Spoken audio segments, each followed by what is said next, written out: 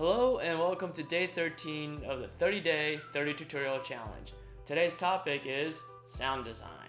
Sound design is just as important as any aspect of visual filmmaking and just as complex. So it's easy to forget certain aspects of the process in sound design.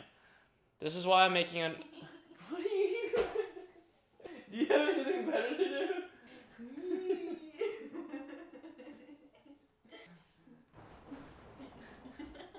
Get out of here!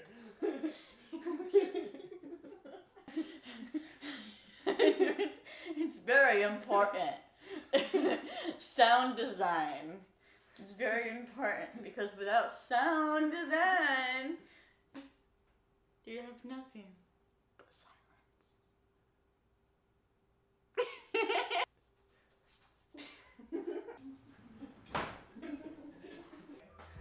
Alright. So sound design can make a video seem really high production, or it can make a video look really basic.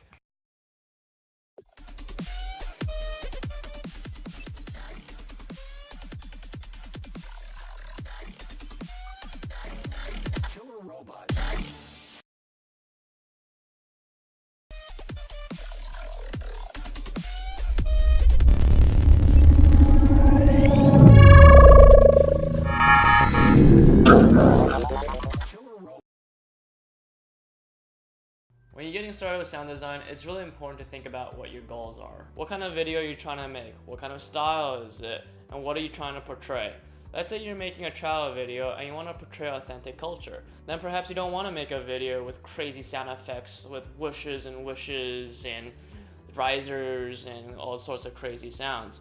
Perhaps you want to make a video more with local authentic sounds.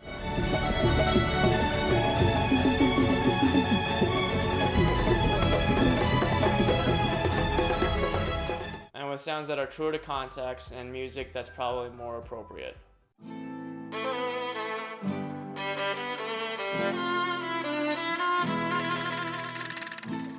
It's just important to consistently remind yourself what your brand is and what the story you're telling is. When we design a sound for a scene, we first want to look at the ambience. What kind of setting is it in? Is it in a beach setting, a rainforest, a dark cave? You can find most ambience sounds online through different websites such as freesound.org. Next, look at what's going on in the scene. Are there bikes? Are there cars zooming by? Is there a bicycle? Add in sound effects for what's obvious, like what you could see.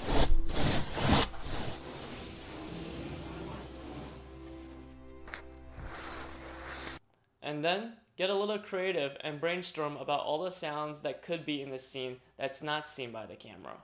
Maybe the car is honking. Maybe the car is blasting music and you could apply a low pass filter like what we taught in the tutorial yesterday.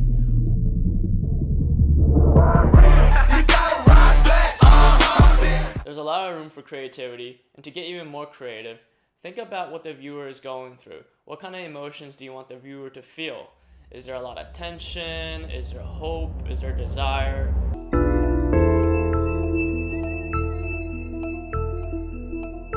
If you have time to look at another video, I highly recommend looking at this video by Vox, which breaks down the movie Dunkirk. In Dunkirk, there is so much waiting, but there's tension thanks to sound design.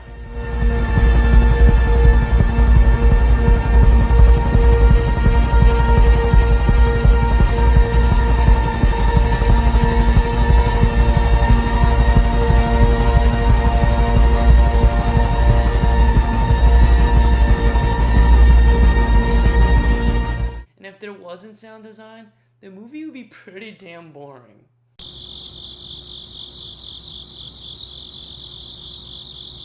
Next, don't forget that your camera is also an entity.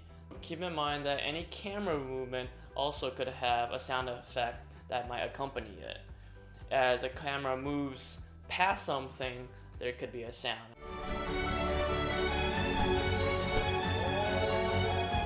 As a camera pans down, there's another sound. As it goes up, it's different.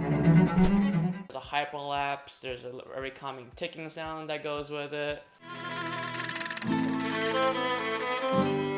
Remember not to get too carried away with that, as any sort of kind of surrealistic sound does take away from the story, the emotion, However, these sounds are trendy. They're kind of like the audio counterpart to today's Michael Bay visuals, and they could be really exciting, but just keep in mind what your original goal is and don't get too sidetracked. Now that you have the ambience sound, the internal soundscape, the practical sounds, and I don't know what you call it, the impractical sounds, the sounds of things that could be in the environment, you want to put it all together and mix it so it follows the theme of your story. You'll have to see if a car honking or a dog barking will take away from your visuals, or if whooshes and whooshes are distracting, or if the internal soundscape conflicts with your music.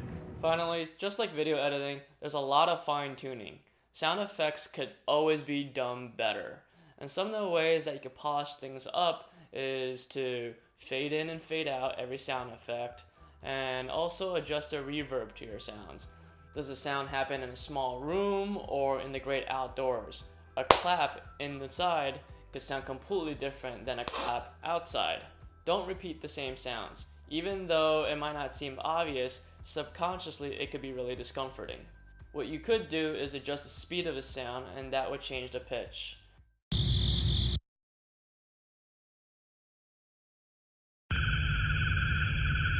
Another thing you could do is layer the sounds. Let's say a bird flies by and you want to bring more attention to that bird. Well, you could always layer different sounds to make it a little bit more dramatic, such as you could add whooshes to the bird's wings flapping, or flapping sounds of a cloth, whatever. I'm just thinking off the top of my head.